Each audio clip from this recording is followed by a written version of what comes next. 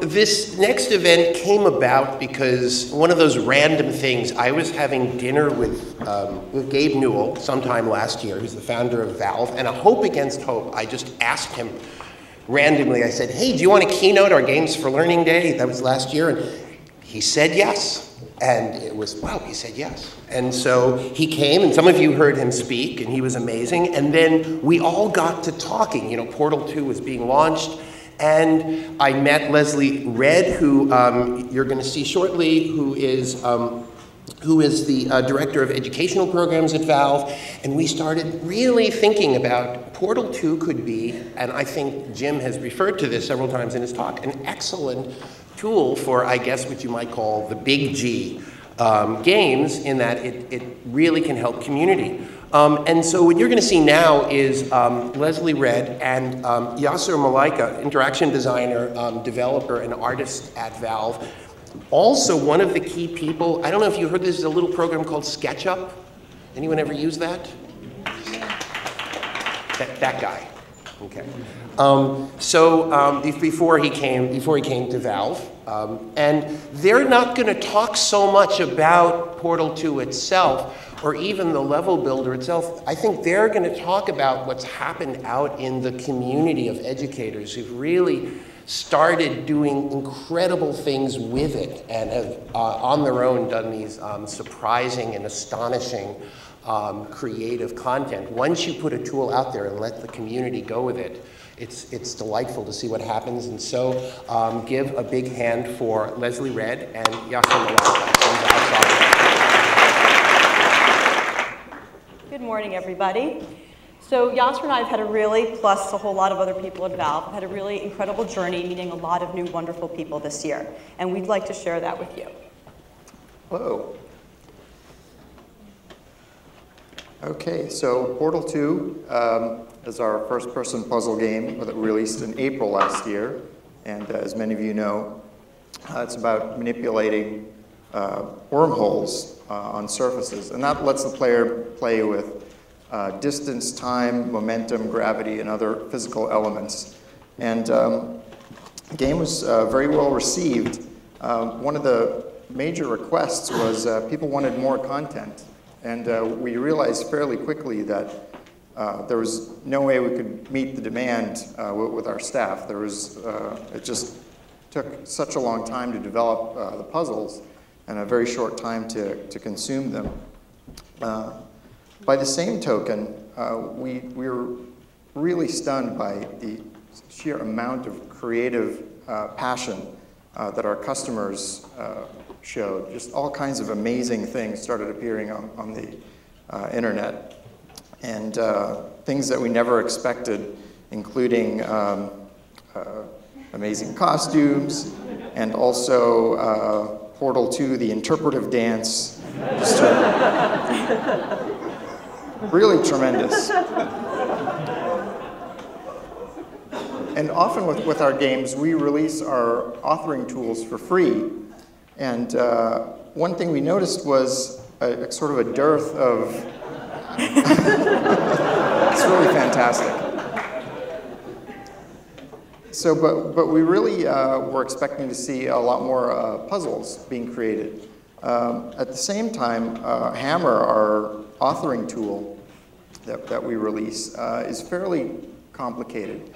In order to really develop custom content with our engine, you really have to spend a lot of time digging into a lot of esoteric technical things and using less friendly tools. We also have a wiki, and when we initially put the wiki, we were sure that this would really help. But it turns out there's still just so much to learn that it was really off-putting for a lot of folks. This is the list of things you have to do, and those are all links. So we started thinking about, well, what if we created an easier-to-use tool? And we started prototyping a standalone puzzle maker with the idea that it's a simple point-and-click interface for anybody who had used Portal. So we started developing this at just about the same time that Gabe was here last year, addressing this conference. So he and I were here last year, and he was ruminating on what's the difference between a commercial game and an entertainment game, and there's so much, an education game, and there's so much education in commercial games. And he also shared all the other interesting things that community members had emailed us and sent us about how they were using all sorts of different aspects of it.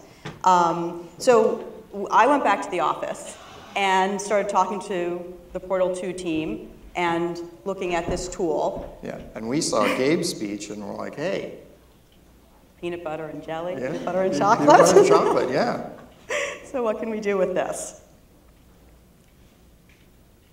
So in September, we then got involved with Digital Promise, which you've heard about this morning.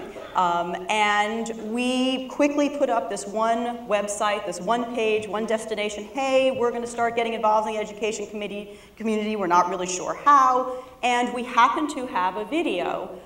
We have some really great, talented people who do a lot of film back at Valve. And we had a 7th grade field trip come in to learn how to use Hammer. And we put up this video. And this really struck a lot of chords. And so what we ended up, we heard from hundreds and hundreds and hundreds of people, really the majority of whom were educators. And we heard all sorts of interesting stories from them.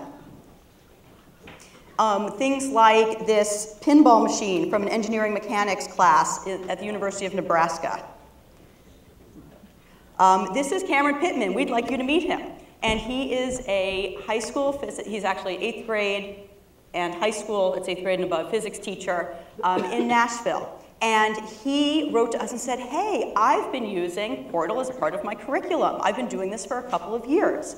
And here is what my lesson plan looks like. And we've created a relationship with Cameron, and we'll show you some things that he's been doing in a little bit. This is Scott Hawley. He also just wrote to me one day and said, oh, I think this is amazing. I'm a professor. I have a freshman, sophomore physics class. And we sort of spoke on a Friday. Monday morning, I come into my email, and he has already put together lesson plan content for elementary, high school, and college level. And it's really neat. At the college level, he really digs into the subtle differences between reality and the game mechanics. So, like, we were learning a whole bunch, too. Oh, yeah. Watching these. So this is something, so then he actually videotaped his class for us, because what he did is he had his college students demonstrate and illustrate principles of physics using the game.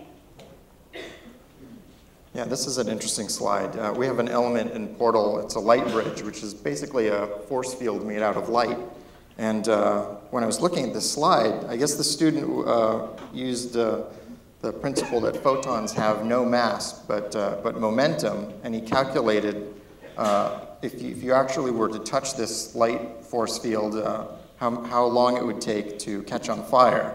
I guess 2.79 milliseconds. And he emailed Scott and asked him, am I reading that right? And he said, yes, that's a conservative estimate. Which was good. So we had all of this, and we were like, okay, we have the Puzzle Maker Perpetual Testing Initiative is the official title of it.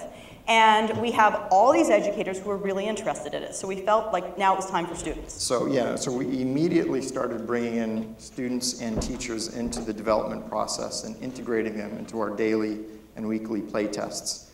They turned out to be extremely valuable because they gave us not only the same kind of information in terms of usability from other play testers, but they also really gave us a strong sense of where the game worked and where it didn't, specifically in education. And I know there's a physics book there, and it looks like it's totally planned, but that's actually Yasser's desk, and he just happened to have it sitting there. I had to brush up. I know, you had to brush up on your physics. And this was one of the first levels created by our teachers during the development process using our prototype Puzzle Maker. So now we're going to show it to you. Okay. So this is the final released Puzzle Maker. One of our goals for this was to have absolutely zero tutorial time, being as it's part of a game. And that turned out to be super handy for other purposes as well. So you start off with a fully valid map. You click and drag to select surfaces, and then you can manipulate them by dragging the mouse. It's designed to be very malleable and very, very quick to play with ideas. You can just right-click and change the portability of surfaces. And you can double-click to select an array of surfaces and move them. So I'm going to add some items here. So this is placing a button, and then I can just click to link it to a door. And then I can continue to manipulate those items, and those links are maintained. And here I'll put a cube, and you'll notice it automatically creates the dropper for you. And we'll hit the play button. And so under the hood, it's using the same tools that we used to make the game, but all of the irrelevant bits have been hidden. And then it brings you into the first person. And so here's our chamber.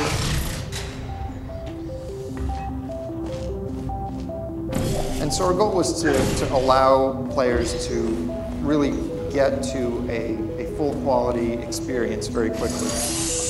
And also to be able to quickly go back and forth between the author view and the consumer view. And so here I'll place a sentry robot. All of the little items have affordances that kind of communicate how they work. You can manipulate large chunks of the puzzle while maintaining those relationships. Here I've put a vat of deadly goo. And let's put a catapult here. And so one of the interesting things is we kind of hid a lot of the math with this to make it friendly as a first step. We'll put in lasers, deadly lasers, and we have angled panels, of course, and this allows us to have more complex trajectories and relationships. Every option is on a flyout menu. We'll put in some stairs. And this is a piston platform, which allows the surface to come up and down. And we also have energy fields, which work with the different puzzle elements in different ways. And so all of these are meant to be adjustable at any time and to really promote iteration, rapid iteration, and play. And here's the tractor beam. I'll put in some blue paint, which allows the player to jump really high or objects covered in them to sort of bounce around. We'll look at how that's useful later. So this approachability was really key in making this work, because we really wanted this to be an extension of the game. So there's our blue paint.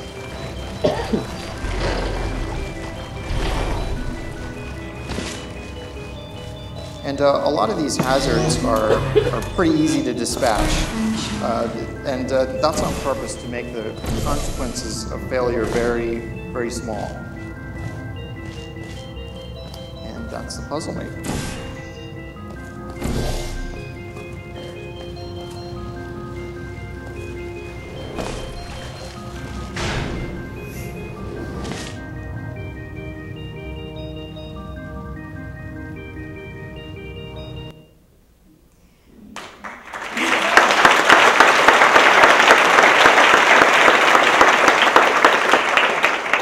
So one thing that became incredibly apparent very quickly as soon as we put any child of almost any age and slash student and teacher in front of this is just any person, how engaging it is to actually be able to create your own level, to have the agency, to have the feedback loop that's so quick, and to be able to edit at will on the fly. Meet Lisa Castaneda, who is a middle school math teacher at the Evergreen School. She's the teacher in our field trip video. So we started working more with the teachers and the students. Yeah, she was one of our beta. Yep.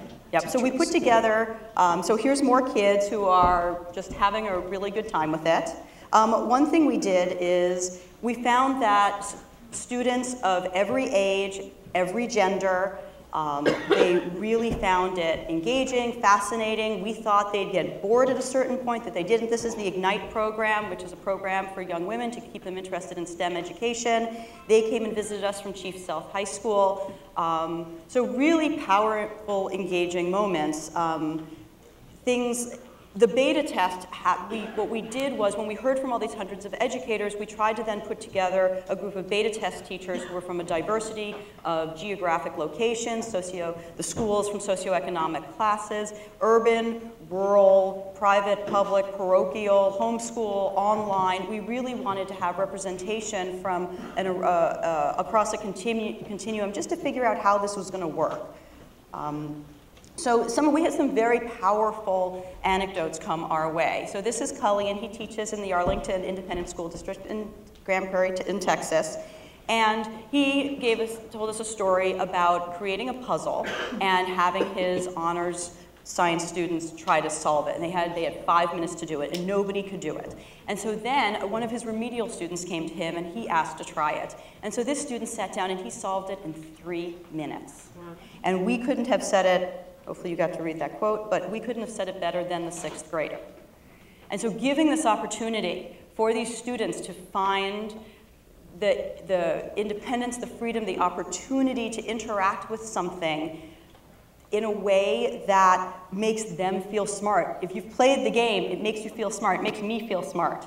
And having these, for instance, with the Ignite program, when they came in, having these young women come in and saying things like, what is this? What am I doing? What's the point? Am I going to break it? And 30 minutes later, saying, I'm going to make the most difficult puzzle ever. No one's ever going to be able to solve it.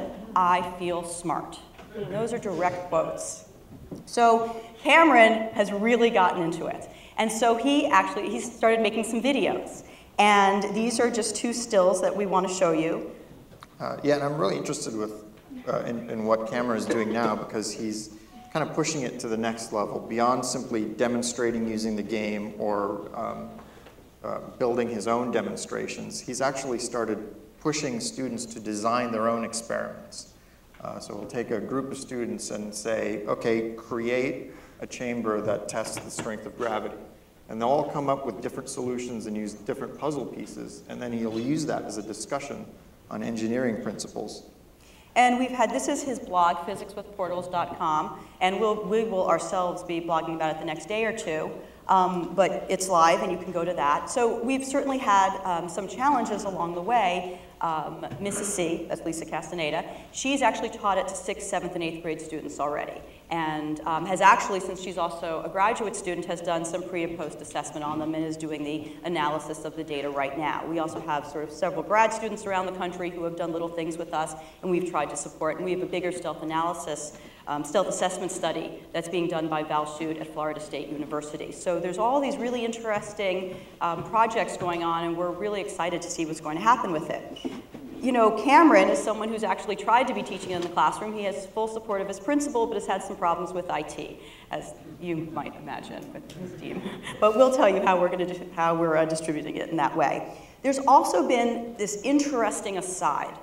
This is Dan, and he's at the Nonpareil Institute in Texas, which is for young adults to learn game development technologies for them to be able to find employment.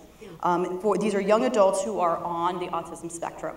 And when Yasser has actually visited, and he gave them access to the Puzzle Maker beta, and it was so incredibly powerful, the response that Dan saw in his students, and that how they were able to be drawn in for longer periods of time, talking about, he would explain to us that there would be kids who could only sit at a computer for a few minutes, but being able to utilize the Puzzle Maker and being able to see almost immediately what their work was. It's so genuine, it's so authentic, they're actually acting exactly the way the people at Valve do in creating levels at this point.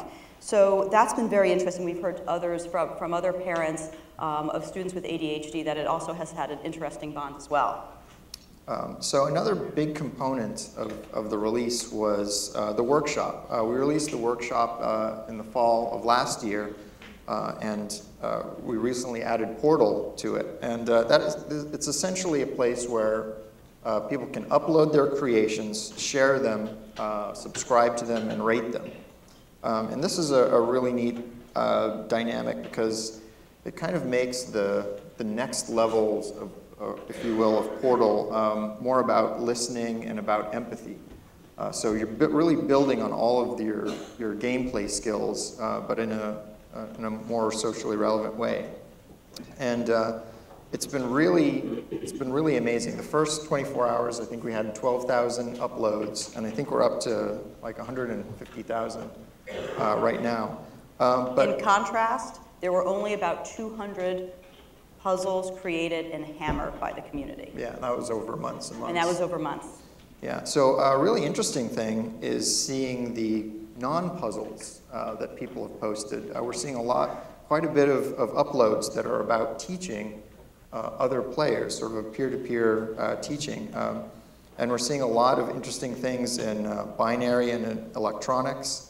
And these are done by kids. They'll often post YouTube videos describing what they're doing. So this is a logic gate, and you know, just on a weekly basis, we see new circuits we had never imagined or anticipated being done in the Puzzle Maker, but being replicated in very clever ways. So here's one of my favorite examples. This is a binary adding circuit. So they've created these buttons, 2 sets of buttons, so you can kind of add things in binary. So you can put 1 there, and it'll add to 1. And if I put another button here, so 1 + 1 = 2, and then you can set this one to 3, so 1 + 3 = 4, and it works. And the neat thing about this is it's sort of a macro space demonstration, just using the gameplay skills. You can input the controls, you can see what the mechanisms and the logic are doing, and then you can see the output all in one space. I wish there was something like that when I was learning these concepts, but it was really fun. Here's a counter and a random number generator. I mean, we had never anticipated these kinds of things. And also we're seeing people take things in other directions. This is a chamber that has lots of those platforms, so you can kind of shrink the room.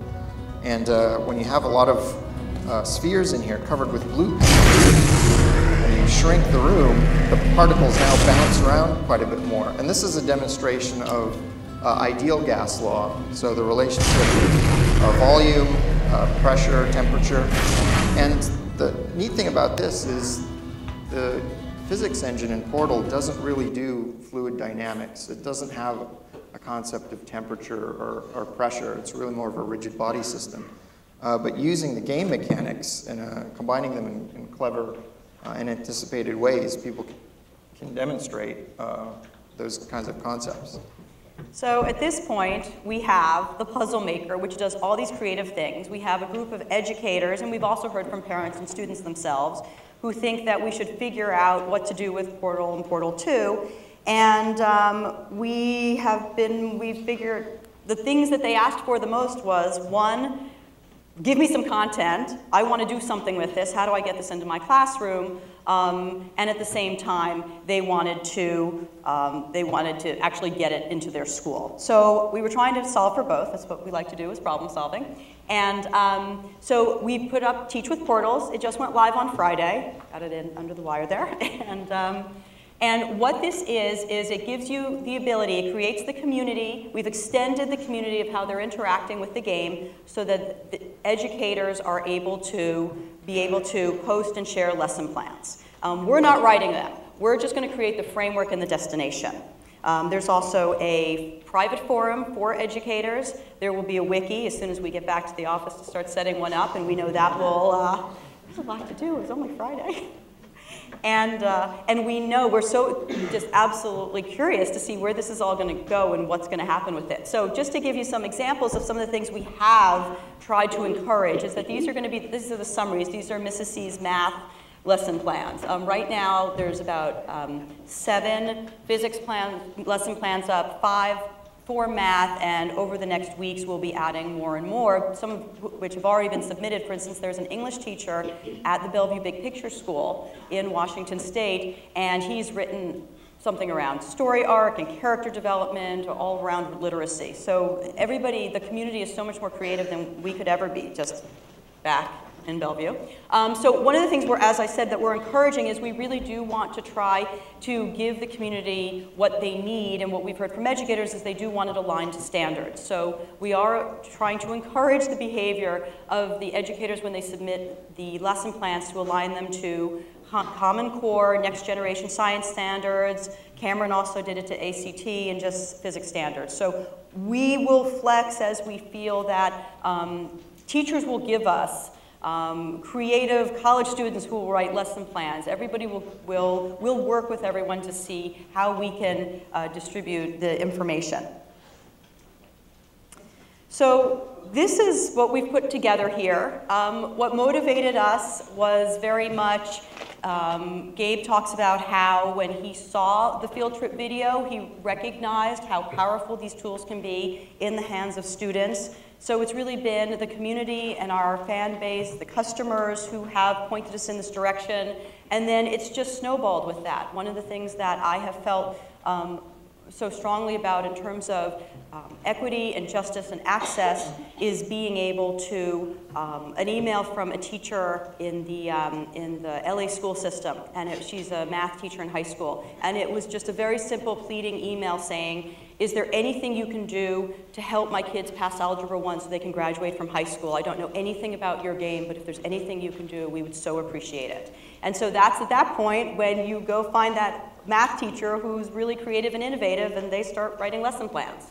So, so one of the ways that the way we're distributing this, because we neglected to say that, is that we have a limited version of STEAM, which is called STEAM for Schools, and what we're doing is asking for teachers, this can be after-school programs, organizations, anywhere where there's a student relationship. This includes homeschooling, and for them to submit a form to be part of, where it's still the beta, over the summer. And then what we'll do is we'll have them be able to be part of the private forum, and they will receive anonymous passwords. The teachers will be the administrators of anonymous accounts, and these accounts and passwords will be kept by the teacher.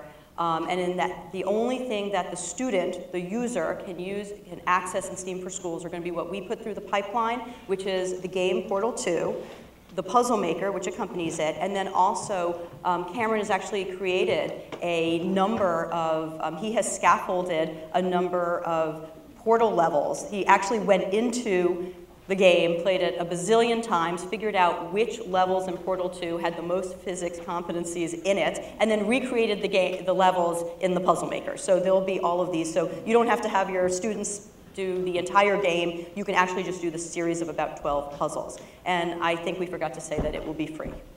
That's right.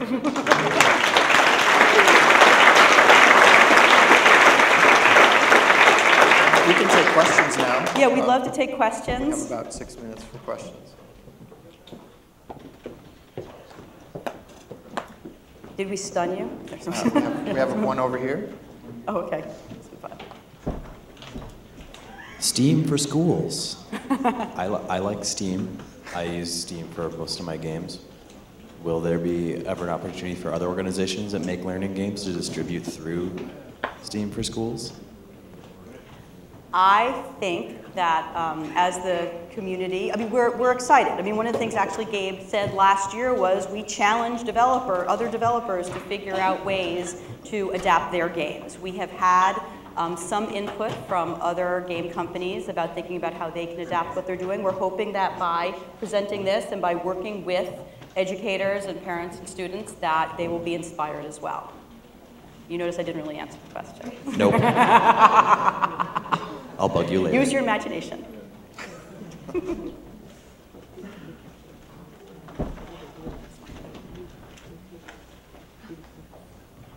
Hi, this is great. It's a lot of work though, and I was just wondering how you were funding this. Is this, a CSR spend for Valve, or is this, a grant or something like that? Valve is a commercially successful company, and and the way Valve works is Valve follows the passions of both the community, the customers, and those who work within it. So we had to go out and find people. This is obviously lots of different people have worked on this, and there are lots of like-minded individuals who think that education is super important, may not have been super satisfied with their own education, and see the relationships. One of the things that I found so incredible when I came to Valve a year ago is that when I would hear, and I know this has been said for 2 days, but when I would hear game designers talk about how they were constructing the game and what they were doing in terms of frustration and challenge and hard fun and low risk and ability to fail, and I just sit here and say, well, this is what it should be like in a good classroom.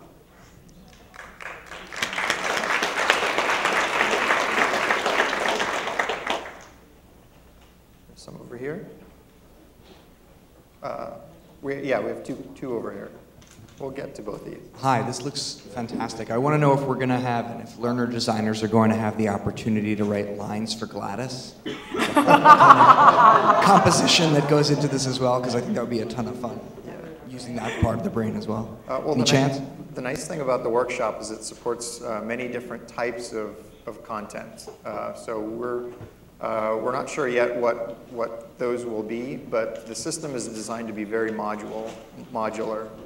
So we hope, that modularity was really defined during our play testing when we saw teachers and students using it. So we have a kind of a big list of things that we're interested in. Oh, one of the things, of course, we heard is, well, now that you've hidden the math, can you expose the math? Yeah, that's right. So some of the things that we actually sort of have them written as convars, but as we know that we need to come up with making it really easy. So, if you're changing the trajectory of the faith play, then you want to be able to actually have a little box there, maybe a slider or something like that. So people are thinking of those things, changing mass, the mass of the cube, the companion cube, that could be something. Yeah. There are a lot of great ideas. And certainly narrative elements that would work for the game, we can imagine working really well as a lesson. I think in front of you, the young man. Coming right off of that, actually. So I'm a student, and this is all really, really cool. And Valve is notorious for creating really engaging, awesome narratives. Like, there's this whole meta discussion just about Chell, the main character, even though you didn't go into the game trying to make a story about Chell. Is there any intention of using narrative to engage or excite learning? Like, is that the next part of this project? So, yeah, absolutely. I mean, so David Hunter, who's the teacher at the Bellevue Big Picture School, actually one of the reasons we left the game in, we at first thought that we would just do the puzzle maker. We'd give access to the puzzle maker and the scaffolded levels. But then we realized that all these people had all these creative ideas about it for literacy and because of story, and so we decided we'd leave it in until, we didn't want it to be onerous to teachers to have the entire game, but obviously they'll be able to administer it as they see fit. So we hope there'll be lots of opportunities to be able to take advantage of just a fabulous story. Yeah, the narrative always enriches the mechanics and the visuals, so yeah, it's a critical component. There's somebody over here, that side of the room.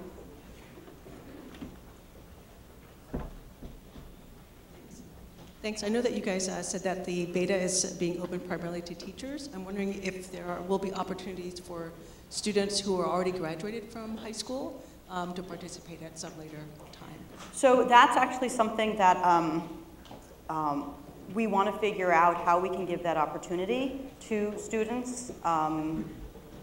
I got an email yesterday saying, okay, this is great, wonderful, but I'm just a student and I don't think my teacher's going to use it, and so what can I do? So that is something that we'll be thinking hard on over the next weeks about what we want to encourage that community to spring up and maybe Learn with Portals, which is that original website, could be the place that will happen. But we think that the opportunity for students to talk to each other and to think about to really delve into so much of the conversation and not just have it just for educators. And we want parents to be able to do that too.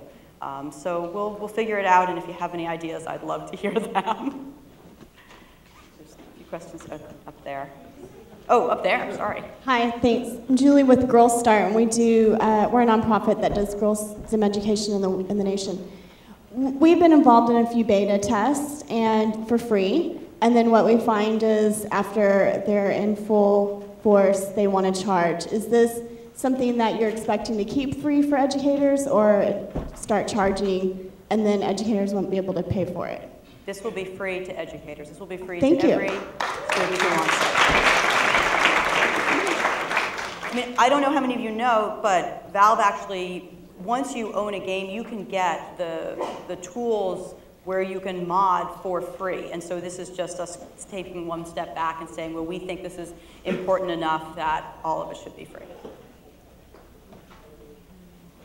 There's some over here. Sure, the one in front, and then one can go back.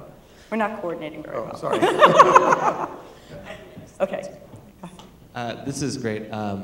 Is there any plans for having people, students able to upload their own puzzles, others download them, share them, review them, that sort of community that could develop and really encourage people to make their own levels?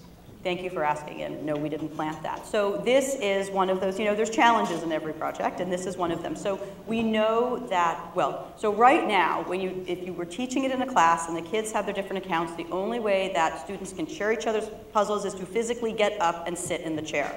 And that's because at this point, one really needs to have that walled garden, and that to have that community aspect, what we would like to figure out is how you can have accounts that all talk to each other. And so that way, what is envisioned is you could have, Mrs. C's 6th grade math class can all be sharing it on sort of like a workshop situation. And then maybe Mrs. C's math class and Cameron's science class, they can start putting up puzzles and they can do some competitions and things like that, and maybe you can do it across the world. And so this is definitely something that is, up there on the list and figuring out how to make that happen in a technically viable way, and also one in which we are really having the functionality that's really important to schools. Yeah, I think it's important just to be kind of cautious because, we are an entertainment game company, and we want to, make sure we do it in the right way. So it's going to be gradual.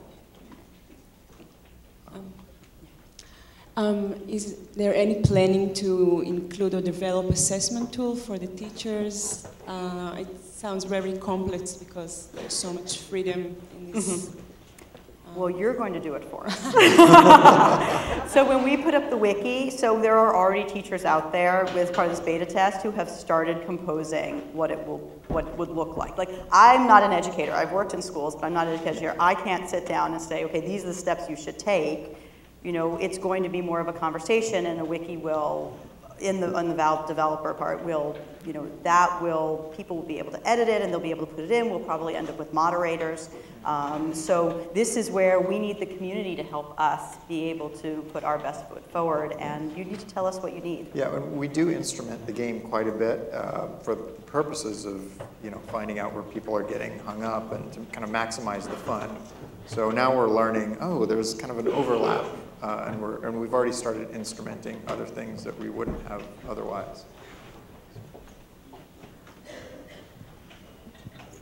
To riff off of what Jim G was talking about with the modding, you're saying you wanted to release like the math underlying things. Have you considered just opening up an API and let programmers add their own, whatever to access that and display it? Therefore, let the community mod into the system for you rather than trying to do all of it yourself. That would be part of his whole paradigm he was talking about. Yeah, absolutely. So the kind of the pieces in the puzzle editor are actually built from hammer parts, which are is the much more open system. So it's very, very doable.